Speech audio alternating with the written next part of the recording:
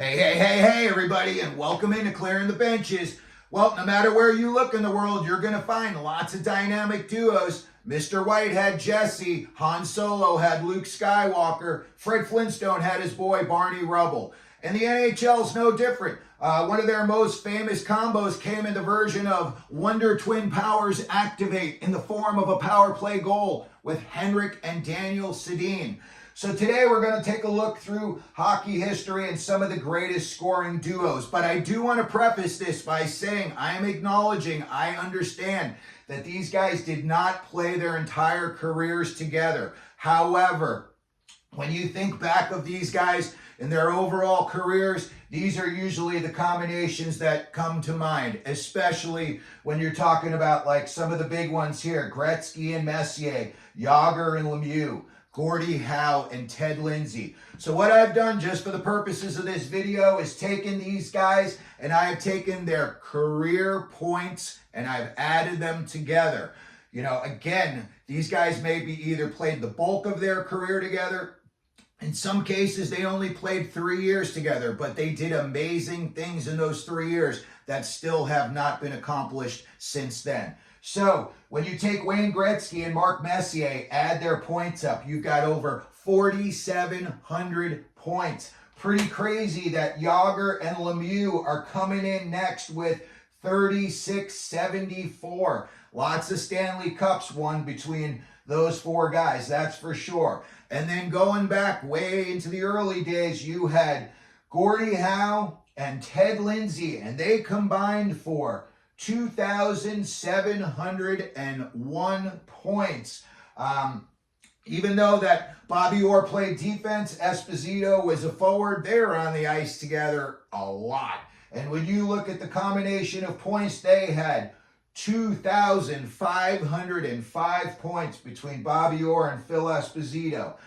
Moving ahead a little bit into the 90s, and when they played on the Anaheim Ducks together, they were lethal. And I am talking about Teemu Selanne and Paul Kariya. When you add their points up, 2,496 points, you're talking just 10 points less than Bobby Orr and Phil Esposito.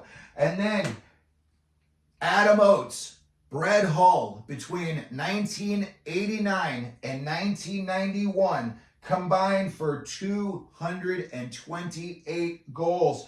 Amazingly, Hull had 228 goals, and Oates wound up with 228 assists during that 3-year run. So, going through hockey history, some huge names, and I'm sure I left some names off that if you want to, remind me, put them down in the comment section. Maybe they're your favorite player and you want to remind everybody how great they were, and if they had, a running mate that they did well with, we can always talk about those guys as well.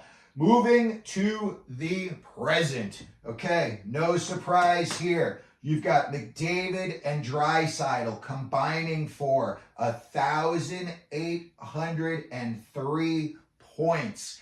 That is only 600 points before you get into Selanne and Kariya territory. And then coming up next, and you've got McKinnon and Rantanen in Colorado.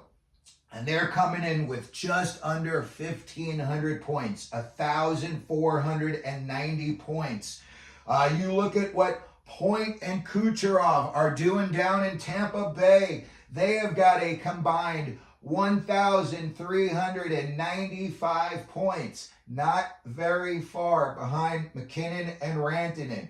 And then when you look at some of the other, really, these are young kids that are in these duos that they've got around the league right now. And I just wanted to highlight some of them because I think they really deserve the notoriety. I think they deserve to be acknowledged that they're as good as they are at such a young age. Back in the day, they used to throw you down in the minors and let you marinate for a couple of years. Now it's like, oh, hey, you're a high draft pick. You're on the first line opening night. Get out there and score us a hat trick. You start looking at Anaheim Ducks, Mason McTavish and Troy Terry. Both of them are snipers. I don't think that, they're 23 or 24 years old yet. I know McTavish for sure he's not. Terry's played a few years.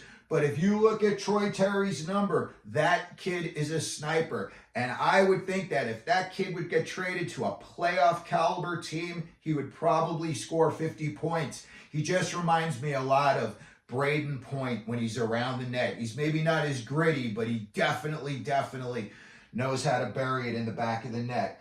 Next up on the list, we've got TNT and JJ Peterka in Buffalo. JJ Peterka is not a guy that a lot of people talk about, but he is highly skilled. And I think if Buffalo can ever figure out what's going on with them the last couple of years, and if they can ever get their scoring train back on the tracks, I think it's going to be led by TNT and Peterka. Both of them, actually Peterka's having a pretty good year. TNT, not so much by TNT standards, but it's definitely a fun combination to watch, and they can rack up the points. Next up in Ottawa, Brady Tkachuk, Tim Stützle. When you look at these two, these are completely opposite types of guys. Stützle he is just a bona fide scorer. I don't want to say he's a sniper because he's got a little bit more of a well-rounded game. But when you look at Brady Tkachuk, in my opinion, he's, when they say that, 5-star tool or whatever they call it, he brings it all. He scores. He's their captain, so he's a leader. He'll get in a fight.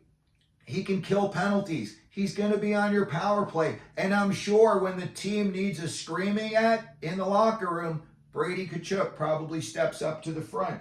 Stützle, again, when they took him, third behind Lafreniere and Byfield, and right out of the gate, he shot way past those guys. I think those other two guys are starting to catch up to him pretty rapidly.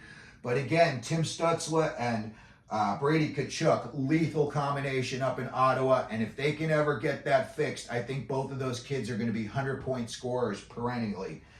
Next up, you've got, we just talked about him, Quinton Byfield, taken second behind Lafreniere a few years back. And he was taken right before Stützle. Huge kid. His first couple of years, it took him a little bit to get going. But just like Lafreniere this year, the light switch came on.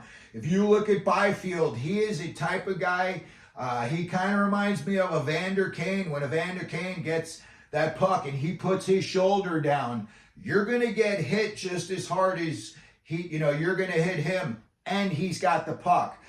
So when I look at guys like Byfield, and look who his running mate is over there, Trevor Moore out of Thousand Oaks, California. You want to see a kid who knows how to find the back of the net, Moore is your guy. And I'm seeing more and more this year, him and Byfield are really stepping to the forefront for the LA Kings. I know Fiala's got his game back together and he's leading them in scoring, but moving forward in the future, and especially, these playoffs that are coming up, you're going to be seeing a lot of Byfield and you're going to be seeing a lot of Moore.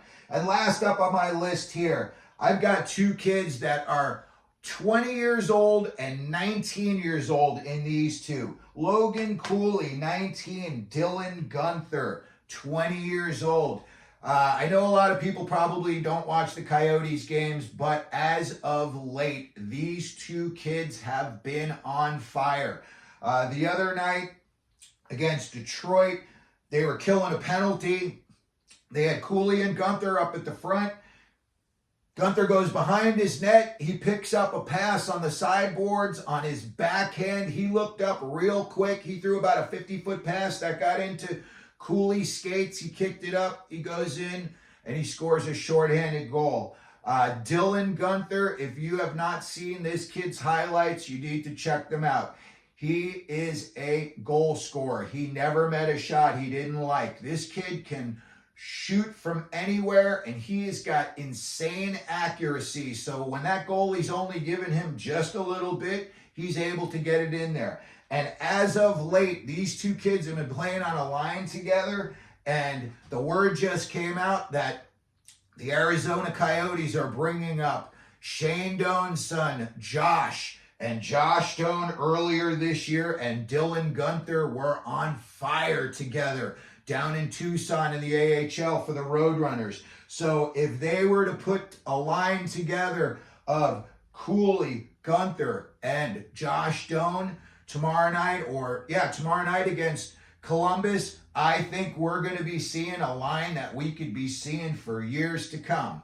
So, let me know what you think down in the comment section. Let me know who your favorite NHL duo is of the past. Let me know who your favorite duo is of the future. I would say for me personally in the past, I couldn't get enough of Bobby Orr, Phil Esposito. Right now, I'm really enjoying watching Cooley and Guenther. They are both like highly skilled. But if I had to pick any of these to just watch highlight films of, it would have to be McDavid and Draisaitl for me. So again, if you could, hit the subscribe button, hit the like button. If you want to share our video, that would be great. Tell me who you think your favorite combo is from the past as well as the present. And as we always do here at Clearing the Benches, let them know you're out there.